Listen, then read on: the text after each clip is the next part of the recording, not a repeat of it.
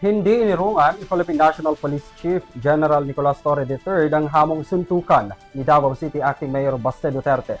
Pagaya ni Torre, kahit ngayong linggo ay maaari na silang magharap ni Duterte para sa isang charity boxing match. Nagbabalik si Raymond Jacinto para sa report. Kumusta sa hamon si Philippine National Police Chief General Nicolas Torre III mula kay Davao City Acting Mayor Sebastian Baste Duterte matapos nitong hamunin ng suntukan.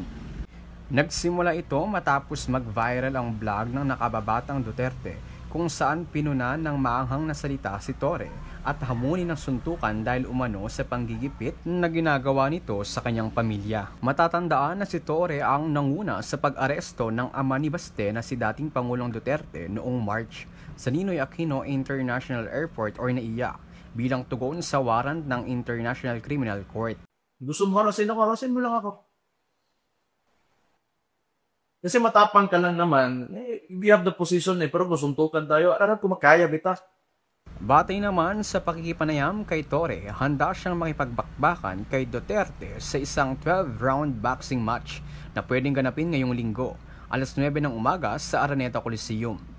Dagdag pa ng hepe ng pulisya, isaan niya itong charity boxing kung saan ang malilikom na pera ay mapupunta sa mga nasalanta ng bagyo at habagat na kasalukuyang nararanasan ng bansa. Maraming mga kababayan natin ngayon ang nangangailangan ng tulong na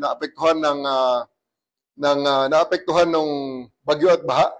So maybe this is a very good time para sa isang charity boxing match. We can do it on Sunday sa Araneta. Hindi ito ang unang beses na nagkaroon ng sagutan sina Mayor Duterte at Torre, kung saan pinuna ni Mayor Duterte ang pagkakatalaga kay Torre bilang PNP chief na noon ay may 2-star genital pa lamang. Sagot naman ni Torre, si dating PNP chief at ngayon Senador Ronald De La Rosa ang itinilaga ng dating Pangulong Duterte na may 1-star lamang noong pinili. Para sa EuroTV News, Raymond Jacinto, sumasaludo sa bawat Pilipino.